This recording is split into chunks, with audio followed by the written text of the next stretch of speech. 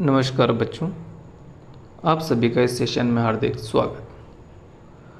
बच्चों, अपन राजस्थान अध्ययन की जो बुक थी उसका चैप्टर बाय चैप्टर अच्छे से व्याख्या सहित अपन अध्ययन कर रहे हैं।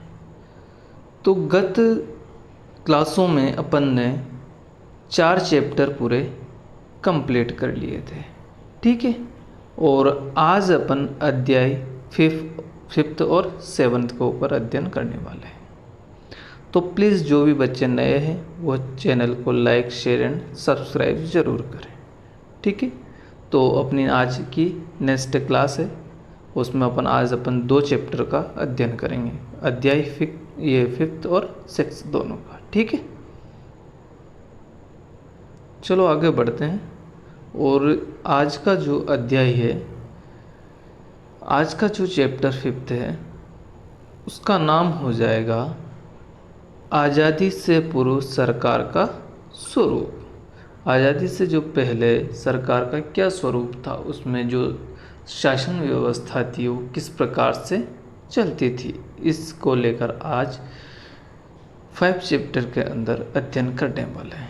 तो राजशाही शासन का जो स्वरूप था उसको लेकर चर्चा करेंगे। तो सबसे पहले देखेंगे अपन कि राजस्थान में सिसोदिया, राठौड़ और कछावा और चौहान जो राजवंश था ये अलग अलग रियासतों में था और इनका जो शासन व्यवस्था लगभग सभी की समान थी। इन रियासतों में जो शासन का संचालन था वो केंद्रीय व्यवस्था के जो पदाधिकारी जैसे राजा, मंत्री, बख्शी, खजांची, परगना के जो अधिकारी, इनके माध्यम से होता था, ठीक है। तो राजा होता है, तो राजा तो क्या होता है, एक संपूर्ण जो शक्ति का जो केंद्र था वो राजा होता था। लास्ट जो डिसीजन राजा का होता था, ठीक है। और राजा के जैसे अभी अपने पीएम होते हैं तो उसका एक ये का पूरा एक मंत्री होता है, ठीक है। तो ऐसे ही राजा के भी एक सलाहकार होते थे और एक मंत्री परिषद होते थे और उसके सदस्यों का सहयोग के लिए एक शासन करने के लिए एक पूरा मंत्री परिषद होता था, ठीक है, जो उसको सलाह देता था राजा को, ठीक है। आगे देखें इसमें, और जैसे कि पहले अपन ने राजा देखा है, अब नेक्स्ट देखते हैं अपन मंत्री, ठीक है। एक एक के ऊपर चर्चा भी कर लेंगे कि मंत्री का काम क्या है, परगना अधिकारी का काम क्या है, खजांची का काम क्या है, सभी के काम भी अपन देख लेंगे। सबसे पहले मंत्री के ऊपर चर्चा करते हैं अपन। तो इनकी नियुक्ति राजा के द्वारा की जाती थी। प्रमुख मंत्री को दीवान कहते थे और राजा समय समय पर मंत्रियों से विचार विमर्श कर राजकार्य में जटिल समस्याओं का समाधान करते थे। बख्शी के बारे में देखते हैं तो ये सेना से संबंधित कार्य और सेना के वेतन की जिम्मेदारी बख्शी की होती थी, ठीक है। खजांची देखते हैं तो इसका जो कार्य था वो आमदनी और खर्च में संतुलन बनाया। देखो खजांची क्या करेगा, खर्च के ऊपर नियंत्रण करेगा, आमदनी देखेगा और बचत को सुरक्षित कर राजकोष में वृद्धि करेगा। देख, जो खजांची का मतलब होता है खजाने में वृद्धि करने वाला, ठीक है। अब खजाने में वृद्धि कैसे होगी, खर्चे को नियंत्रित करेगा, आमदनी कितनी आ रही है तो उसी हिसाब से खर्चा, और राजकोष में वृद्धि करेगा मतलब खजाने में वृद्धि करेगा, वो हो जाएगा खजांची। बख्शी, जो वही बख्शी अर्थात सेना का अधिकारी था, ये सेना की पूरी जिम्मेदारी ये बख्शी के पास में हुआ करती थी। और मंत्री जो राजा को सलाह मशवरा राजा जिससे करता था वो हो जाएंगे अपने मंत्री। नेक्स्ट ऊपर चर्चा करते हैं अपन परगना अधिकारी, ठीक है। तो ये राज्य के परगनों में जो विभाजित जो राजा था वो छोटे छोटे परगनों में विभाजित था और परगनों में जो शांति व्यवस्था बनाए रखना परगना अधिकारी की जिम्मेदारी हुआ करती थी,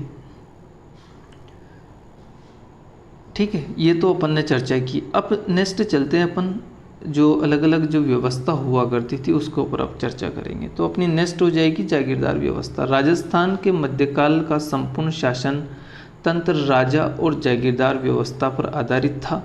व्यवस्थित राज्य के लिए प्रशासनिक व्यवस्था अनिवार्य होती थी और राजस्थान में जागीरदारी व्यवस्था रक्त संबंध, मतलब राजा का बेटा, मतलब तो उसको एक को तो मुख्य राजा बना देते और बाकी को जागीरी दे देते। तो ये रक्त संबंध एवं कुलीन भावनाओं पर आधारित प्रशासनिक व सैनिक व्यवस्था थी। राजा की मृत्यु के पश्चात बड़े पुत्र को राजा बना दिया जाता था और जो छोटे भाई थे उनको जीवन यापन के लिए एक भूमि आवंटित करता था और भूमि का स्वामी को जो था उसे जागीरदार कहते थे। ठीक है। जागीरदार का जो कार्य उस जागीर की जो सुरक्षा करना और शासन का संचालन करना था। जागीरदारी व्यवस्था की शुरुआत राजस्थान में राजपूतों के शासनकाल से मानी जाती है और राजपूतों की बहुत सारी शाखाएं हुई है राजस्थान के अंदर, उसके ऊपर भी अपन चर्चा करेंगे। ठीक है। राजस्थान में राज्य अपने स्थापित किए गए रियासत कहा जाता था और इन रियासतों की सुरक्षा व्यवस्था का संचालन के लिए शासकों ने जागीर व्यवस्था की शुरुआत की थी। नेक्स्ट जो इसका स्वरूप हुआ करता था, जागीरदारी जो व्यवस्था थी इसका स्वरूप के ऊपर चर्चा करेंगे अपन। तो सबसे पहले देखेंगे कि राजस्थान में जागीरदारी व्यवस्था रक्त संबंध पर आधारित थी। अभी अपन ने चर्चा करी थी कि भाई राजा है, उसके मान लीजिए सपोज कीजिए 3 पुत्र हैं, 3 में से वो बड़े पुत्र को राजा बना देगा और जो 2 पुत्र थे उनको जीवन यापन करने के लिए जागीरी उसमें से कुछ अंश दे देगा। वो उनका वही शासन संचालन सभी करेंगे। जब युद्ध होगा तो उसे राजा का साथ देना पड़ेगा। ठीक है। जागीरदारों की नियुक्ति का कार्य करता था राजा करता था और राजा और जागीरदारों के संबंध स्वामी और सेवक के न होकर भाईचारे और सौहार्द पर आधारित होते। वो भाई हुए थे तो भाई का ही रहेगा, राजा सेवक का तो संबंध रहेगा ही नहीं। ठीक है। मुगलों से संधि की वजह से शासकों की जागीरदारों पर निर्भरता कम हुई और मुगलों के संरक्षण में शासक और मुगल मनसबदारी बन गए और इसके परिणाम स्वरूप जागीरदारी के जो स्वामी हुआ था उसका व्यवहार समाप्त सा होने लगा था। उसमें क्या हुआ था कि पहले जो राजा हुआ करता था उसके ऊपर कोई आक्रमण करता था तो वह जागीरदारों से अपनी सहायता लेता था, परंतु जब मुगलों की अधीनता स्वीकार की तो उसके पश्चात क्या हुआ कि आक्रमण होना बहुत बंद। आक्रमणकारी कौन थे? मुगल ही थे, बाहरी आक्रांता। जब उनसे संधि कर ली तो आक्रमण करना बंद कर दिया। तो राजा ने धीरे धीरे जागीरदारों से साइड में हो गया। उनकी फिर डायरेक्ट कनेक्शन था पहले, अब वो इतना नहीं रहा क्योंकि इंटरफेयर मुगलों का हो चुका था। ठीक है। नेक्स्ट चलते हैं, इसमें देखते हैं कि स्वामी और सेवक का ना होकर भाईचारे और सौहार्द का था। इसके ऊपर अपन ने देख लिया है। ठीक है। मुगलों की संधि की वजह से शासकों को जागीरदारी दारों पर निर्भरता कम हुई और मुगलों के संरक्षण में शासक मुगल मनसबदार बन गए। इसके परिणाम स्वरूप शासक और जागीरदारों के साथ स्वामी जैसा व्यवहार करने लगे। देखो, अब स्वामी जैसा व्यवहार करने लग गया था राजा जागीरदारों के साथ। इस चीज़ को लेकर भी वो निराश थे जागीरदार भी। ठीक है। शुरू में जागीरदारों से युद्ध और शांति के समय सेवाएं ली जाती थी। जैसे अपन ने अभी देखा है कि युद्ध में जागीरदार ही राजा को सेवा देते थे, किंतु मध्यकाल में सेवाओं के साथ कर व्यवस्था निर्धारित की गई। इसका उल्लेख जागीर पट्टे में मिलता है। नेक्स्ट देखते हैं कि अंग्रेज का जो शासनकाल आया उस समय क्या हुआ था। अंग्रेजी राज्य की स्थापना के साथ ही भारत प्रशासनिक दृष्टि से ब्रिटिश भारत और रियासती भारत में विभाजित हो गया था। ब्रिटिश भारत केंद्र शासित प्रदेश के जो 11 प्रांत उसमें विभाजित हुआ और प्रत्येक प्रांत के गवर्नर थे। भारत के गवर्नर जनरल प्रति उत्तरदायी थे। ये जितने भी गवर्नर थे, ये जो भारत का एक मेन हेड हुआ करता था गवर्नर जनरल बोला जाता था, उसके प्रति ये सारे ही गवर्नर उत्तरदायी हुआ करते थे। 1857 की क्रांति के पश्चात ईस्ट इंडिया कंपनी का शासन समाप्त हुआ तथा भारत का जो प्रशासन था वो सीधा उसका नियंत्रण इंग्लैंड के ताज पर गया, संसद के नियंत्रण में आ गया और लॉर्ड कैनिंग को भारत का प्रथम वायसराय नियुक्त किया गया था। ठीक है। 1835 में भारत सरकार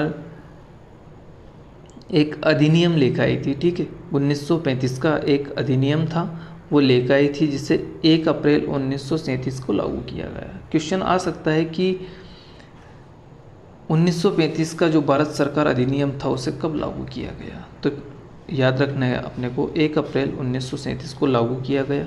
इसके द्वारा अजमेर मेरवाड़ा को प्रशासन, विदेश, राजनीतिक विभाग के स्थान पर भारत सरकार के गृह विभाग के अंतर्गत लाया गया। इससे इस क्षेत्र की सभी कानून गवर्नर जनरल ना बनाकर संघीय कार्यपालिकाओं द्वारा बनाए जाने लगे, ठीक है। और इसी के साथ देश के जो आज़ाद होने के बाद में जो राजस्थान का एकीकरण स्टार्ट हो चुका था। एकीकरण 7 चरणों में हुआ था, अपने को सभी को पता है, ठीक है। चलो इसमें देखते हैं, राजस्थान में प्रथम विधानसभा चुनाव 1952 में हुए थे, ठीक है। टीकाराम जूली फर्स्ट निर्वाचित सीएम हुआ करते थे, ठीक है। और इसका जो भौतिक स्वरूप जटिल और विविधताओं से भरा हुआ था राजस्थान का, ठीक है। ये तो अपना कंप्लीट हुआ चैप्टर नंबर 5, ठीक है। अब चैप्टर जो नेक्स्ट है अपना 6, इसका नाम हो जाएगा राजस्थान का भौतिक स्वरूप, ठीक है। क्या हो जाएगा? राजस्थान का भौतिक स्वरूप। इसको भौतिक स्वरूप के ऊपर चर्चा कर लेते हैं, अपना नेक्स्ट चैप्टर 6 है इसके ऊपर। इसमें मध्यवर्ती भाग में स्थित अरावली पर्वतमाला जो विश्व की प्राचीनतम पर्वतमालाओं में से एक है, ठीक है। राजस्थान के पश्चिमी भाग में मरुस्थल है और दक्षिण पूर्व में एक पठारी भाग है, ठीक है। देखते हैं भू संरचना के आधार पर राजस्थान को 4 भागों में विभाजित किया गया है। 4 भाग कौन कौन से हैं? थार मरुस्थल, अरावली और पूर्वी मैदान, दक्षिण पूर्वी पठार हो जाएगा, ठीक है। ये चारों भाग हो जाएगा। अब जो 4 भाग है इनके ऊपर एक एक पॉइंट लेके और सबके ऊपर विस्तृत चर्चा कर लेते हैं कि थार के मरुस्थल में क्या क्या है, उसको लेकर चर्चा कर लेते हैं, ठीक है। तो यह भारत के पश्चिमी सीमा से लेकर मध्य राजस्थान में अरावली तक राजस्थान के पश्चिमी भाग में थार का मरुस्थल स्थित है। ये 12 जिलों में लगभग और 61% भाग के ऊपर स्थित है। इसमें 40% जनसंख्या निवास करती है और ये विश्व का सबसे धनी मरुस्थल है, क्योंकि विश्व के अन्य मरुस्थलों की तुलना में यहाँ पर जनघनत्व अधिक, पशु घनत्व, वर्षा, खनिज और विविधता, वनस्पति और सर्वाधिक जैव विविधता आदि रखता है। इसलिए यहाँ पर व्यक्ति ज़्यादा निवास करते हैं। सबसे ज़्यादा जनघनत्व वाला मरुस्थल भी अपने राजस्थान का मरुस्थल है, ठीक है। ये जैसलमेर, बाड़मेर और बीकानेर स्थित रेतीले मरुस्थल भाग को भारतीय महामरुस्थल कहते हैं। इस क्षेत्र में रेतीली मिट्टी व रेत के टीले पाए जाते हैं जो हवा के साथ अपना स्थान बदल लेते हैं। इन्हें बालू का स्तूप और स्थानीय भाषा में दोरे कहते हैं, ठीक है।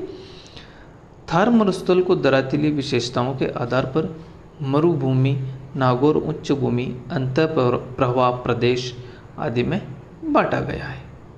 आया समझ में? नेक्स्ट चलते हैं अपन अरावली, जो अपनी सबसे प्राचीन वलित पर्वतमाला है, इसके ऊपर चर्चा कर लेते हैं। राजस्थान के मध्य भाग में दक्षिण पश्चिम से उत्तर पूर्व दिशा में विस्तृत है, ऐसे, ठीक है। ये राज्य के लगभग 9% भाग कर ऊपर फैली हुई है। राजस्थान की सबसे प्राचीनों में से पर्वतमालाओं में से एक है ये, ठीक है। इसका उद्गम होता है दक्षिण में जो गुजरात की खेड़ ब्रह्मा, वहाँ से लेकर उत्तर में दिल्ली रायसीना तक। और इसकी टोटल लंबाई के ऊपर चर्चा करते हैं तो 692 किलोमीटर लंबी है, जिसमें से 550 किलोमीटर राजस्थान में फैली हुई है। सर्वाधिक भाग राजस्थान में है, ठीक है। जब भी तो अरावली बचाओ अभियान सबसे ज़्यादा इसकी मांग राजस्थान में उठी थी, ठीक है। तो 550 किलोमीटर हो जाएगी राजस्थान में, ठीक है। और टोटल लंबाई 692 हो जाएगी। तो राजस्थान में है ना, इसको 2 भागों में विभाजित किया गया है, जैसे कि पूर्वी राजस्थान और पश्चिमी राजस्थान। पूर्वी राजस्थान और पश्चिमी राजस्थान। जो अरावली पर्वतमाला इस तरह से तो राजस्थान को 2 भागों में विभाजित कर देती है, तो वो जाएगा पूर्वी और हो जाएगा पश्चिमी, ठीक है। अरावली पर्वतमाला राजस्थान का उच्च भूभाग है। इसमें विभिन्न प्रकार के खनिज संसाधन और कई नदियों का उद्गम स्थल मौजूद होता है। यह मरुस्थल पूर्व की ओर प्रसार को रोकती है। यह विभिन्न प्रकार की वनस्पति, वन्य जीव, जड़ी बूटियाँ पाई जाती है। यह पर्वतमाला मानसून को रोककर पूर्वी व दक्षिणी राजस्थान में वर्षा कराती है, इसलिए इसे राजस्थान की जीवन रेखा कहा जाता है। गुरु शिखर जो पर्वतमाला है सबसे ऊंची है और इसकी ऊंचाई की बात करते हैं तो ये 1722 मीटर ऊंची है और सिरोही जिले में माउंट आबू में स्थित है। यहाँ पर दत्तात्रेय ऋषि की तपोभूमि, उसकी लंबाई हो जाएगी 5 मीटर। अगर उसको भी जोड़ दिया जाए तो इसकी टोटल लंबाई हो जाएगी 1727 मीटर। ठीक है। नेक्स्ट के ऊपर चर्चा करते हैं तो अपना हो जाएगा पूर्वी मैदान। ठीक है, 2 के ऊपर चर्चा कर चुके हैं, अब ये 3rd वाला है। ठीक है, पूर्वी मैदान। राजस्थान का पूर्वी मैदानी भाग चंबल, बनास, बाणगंगा और उनकी सहायक नदियों द्वारा निर्मित होता है। कौन कौन सी नदियाँ? चंबल, बनास और बाणगंगा से निर्मित होता है पूर्वी मैदान, और ये विस्तृत रूप से गंगा के मैदान का ही प्रभाव माना जाता है। ठीक है, राज्य की लगभग 23% जो भाग है उस पर फैला हुआ है और यहाँ लगभग 40% जनसंख्या निवास करती है। ठीक है, चंबल नदी के आसपास जैसे कि कोटा और धौलपुर तक का जो क्षेत्र और नाली अपर्दन के कारण अत्यधिक उबड़ खाबड़ हो जाता है, जिससे चंबल के बीहड़ और डांग और उत्खाद भूमि के नाम से भी जाना जाता है। ठीक है, आगे नेक्स्ट चर्चा करते हैं अपन। तो यह राजस्थान का सर्वाधिक उपजाऊ होता है, सबसे ज़्यादा उपजाऊ होता है और सर्वाधिक जनसंख्या भी यहीं होती है पूर्वी मैदान में। और राजस्थान का जो दक्षिणी भाग होता है उसमें बांसवाड़ा, प्रतापगढ़ जिलों में माही और उसकी सहायक नदियों द्वारा निर्मित कुछ भाग होता है, जिसे अपन माही मैदान भी कहते हैं।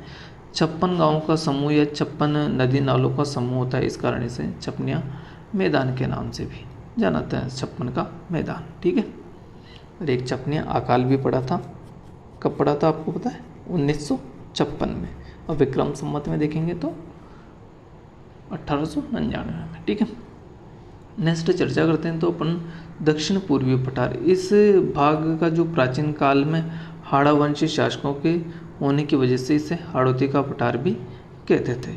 यह राज्य के लगभग 7% भाग पर फैला हुआ है और अधिकांश जो मृदा लावा से निर्मित होती है और काली होती है, जो बहुत ही उपजाऊ होती है। ठीक है, ये तो अपन चर्चा कर चुके हैं। अब राजस्थान के कुछ ऐसे अन्य जो पठार है वो भी देख लेते हैं डायरेक्ट।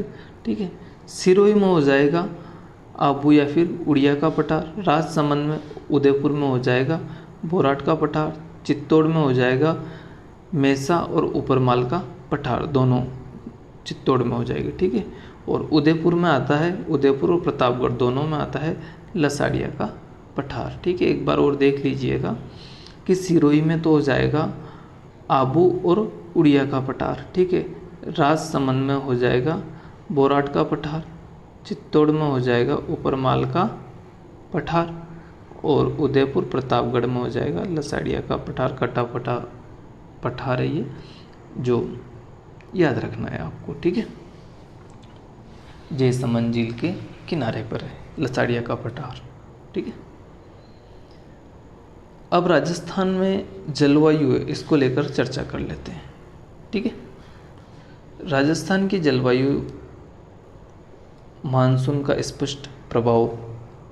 ठीक है, राजस्थान की अक्षांश स्थिति और भारतीय उपमहाद्वीप में उत्तर पश्चिम में स्थित है, समुद्र से दूरी है। इसका मानसून का जो प्रभावित करने वाले कारक में भी इसको अपन ले सकते हैं। ठीक है, कि भाई यहाँ मानसून प्रभावित कैसे कैसे होता है। तो अरावली उत्तर पश्चिम में, ठीक है, जैसे कि एक एग्जैक्ट स्थिति देखें अपन तो उत्तर पूर्व से दक्षिण पश्चिम होती है अरावली की स्थिति, तो उसकी वजह से क्या है, मानसून को रोक नहीं पाती है, इसके सारे निकल जाता है। ठीक है, उसी के साथ देख लेते हैं कि महाद्वीप से दूरी भी हो जाएगी इसकी, समुद्र से दूरी हो जाएगी।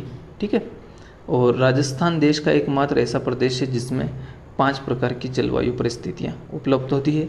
और उसी के साथ राजस्थान का लगभग जो 61%, इसके ऊपर पहले चर्चा कर चुके हैं। इसी में शुष्क और अर्धशुष्क, इसको 2 भागों में बांटा जाता है, मरुस्थल को शुष्क और अर्धशुष्क। अर्धशुष्क होता है ये 25 सेंटीमीटर से 50 सेंटीमीटर समवर्षा रेखा के मध्य का क्षेत्र, और 0 सेंटीमीटर से 25 सेंटीमीटर का मध्य का भाग शुष्क हो जाएगा। ठीक है, अरावली के पूर्व में जयपुर और उत्तर पूर्वी जिलों को उपाद्र जलवायु है। सवाई माधोपुर से लेकर उदयपुर तक का आर्द्र जलवायु, और दक्षिण में बांसवाड़ा और दक्षिण पूर्व में जलावड़ जिले में अति आर्द्र जलवायु पाई जाती है। यह औसत वार्षिक वर्षा लगभग 100 सेंटीमीटर है। जलवायु की औसत अवस्था के आधार पर राजस्थान भारत के अन्य देशों की तुलना में अधिक शुष्क है। ठीक है, सबसे सूखा हुआ है अपना राजस्थान, फिर भी मारवाड़ी सेट काफ़ी है। ठीक है, टैलेंट है। चलो, राजस्थान में ऋतु चक्र 3 ऋतुएं पाई जाती है राजस्थान में। ग्रीष्म ऋतु, ठीक है, 3 ऋतुएं, उसको मैं एक एक के ऊपर चर्चा कर लेते हैं, है ना। ग्रीष्म ऋतु, वर्षा ऋतु, शीत ऋतु। ठीक है, तो सबसे पहले ग्रीष्म ऋतु के ऊपर चर्चा। विभिन्न क्षेत्रों में ग्रीष्म ऋतु में तापमान लगभग 30 से 40 डिग्री सेंटीग्रेड से अधिक रहता है। पश्चिमी राजस्थान जैसे कि जैसलमेर, बाड़मेर, बीकानेर, जोधपुर, फलोदी, गंगानगर, चूरू, बालोतरा इसमें आ जाएंगे। ठीक है, आधे जिलों का तापमान 40 से 45 डिग्री सेंटीग्रेड तक हो जाता है। भारत के अत्यधिक गर्म प्रदेशों में से थार का मरुस्थल एक है। यह रेतीला होने की वजह से जल्दी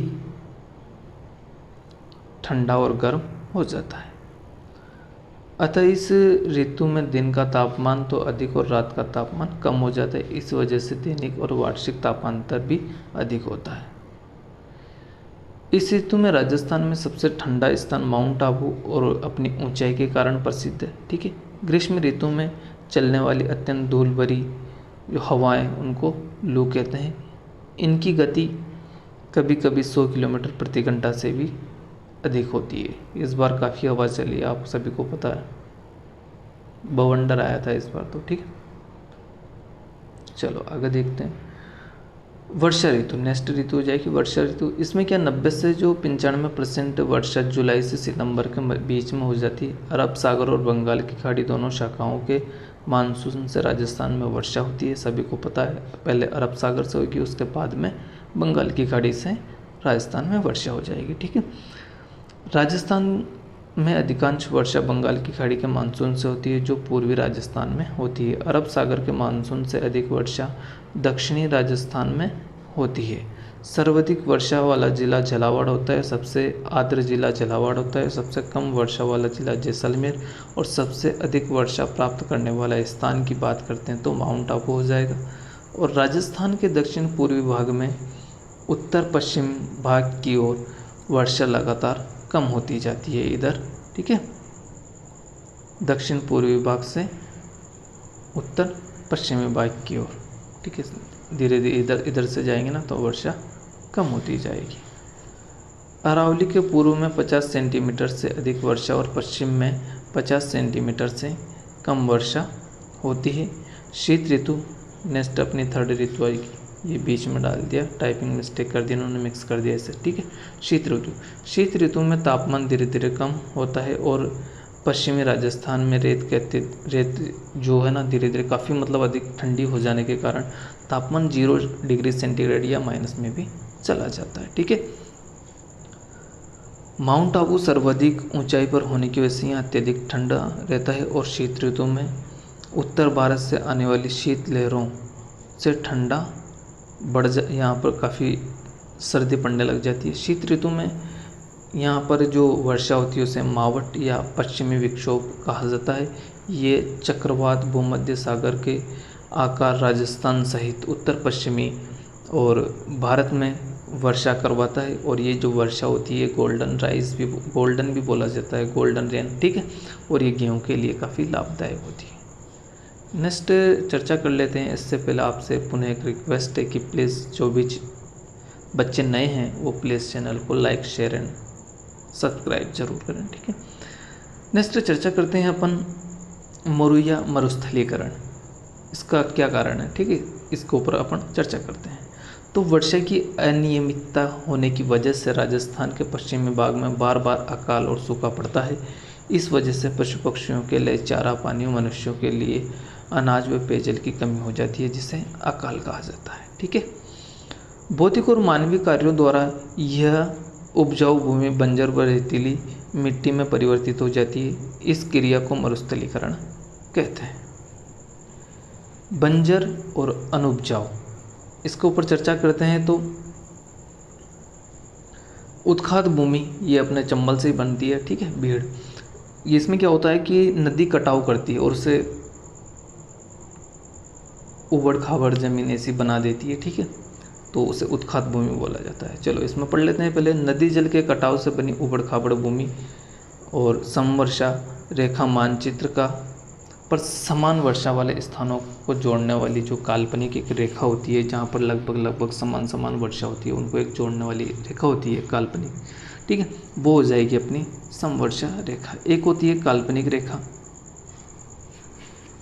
काल्पनिक होती है समवर्षा रेखा, ठीक है, ये याद रखना है आपको। मानसूनी हवाएं जो ऋतु के अनुसार अपनी दिशा बदलने वाली जो हवाएं होती है, ये मानसूनी हवाएं कहलाती है।